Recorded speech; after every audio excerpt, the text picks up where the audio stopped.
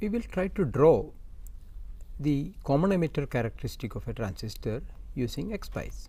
Generally, transistor properties are studied by plotting various voltages against the current, like how the collector voltage is changing with the collector current and so on.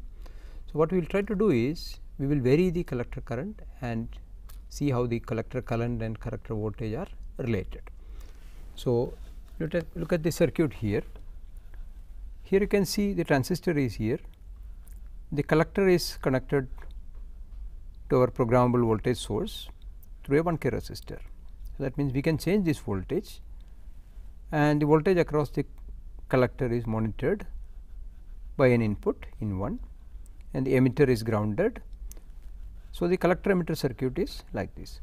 Now, here you have to set some base current and that is done by a 200 kilo ohm resistor and a 100 microfarad capacitor connected to square 1. So, this forms an RC filter and we can set the square 1 in a variable duty cycle mode.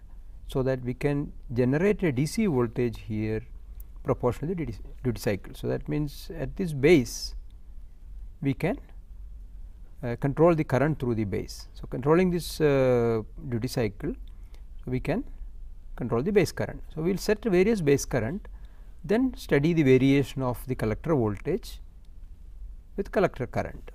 Here on the screen, say from experiments, let us start the transistor common emitter characteristic. So, these are the circuits which we have to make. So, first of all let us wire the circuit. We have the transistor here. So, the emitter is grounded and the base should be connected to the square 1 through a resistor.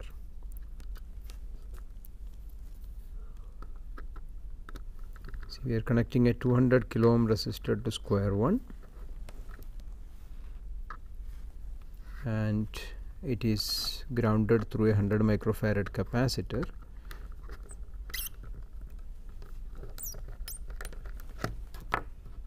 Now, at this point, now we can control the DC voltage. So, connect that to the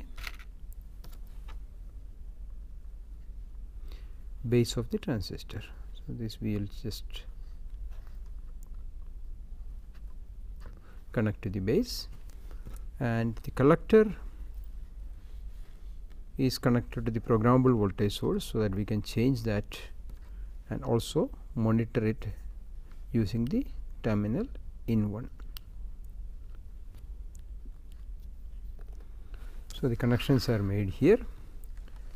You can see this collector is connected to in 1 for monitoring and also it is connected to the programmable voltage source through a 1 k resistor.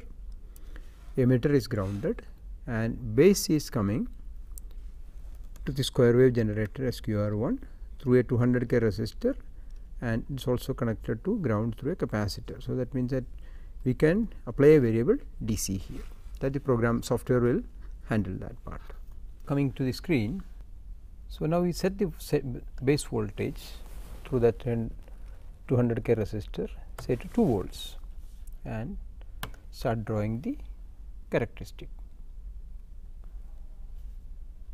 You can see here the current is going up along with the voltage, but after some point the collector current is becoming constant.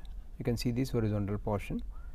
Now, changing the voltage is not having any change in the collector current. So, the collector voltage is changing here, you can see on the x axis, but the collector current becomes constant here. Now, if you want to change this collector current, that is now at something like say 1.5 milliampere the collector current, that corresponds to a base current of 7 microampere. But now, changing the base current, we can change the collector current. Say we set the base voltage to 3 and start drawing another graph. Here also you can see that the current keeps on increasing along with voltage, but after some point you will see that the current will start remaining constant. So, here you can see that at this point onwards the current stopped growing and it became flat here, and at this point the base current we have applied is 12 microampere, and corresponding to 12 microampere you can see our collector current is something like 2.7 milliampere. So, that means the collector current is controlled by the base current, not by the collector voltage. This is the key of the transistor operation. Okay, now we have seen how we can draw the common emitter characteristic of a transistor.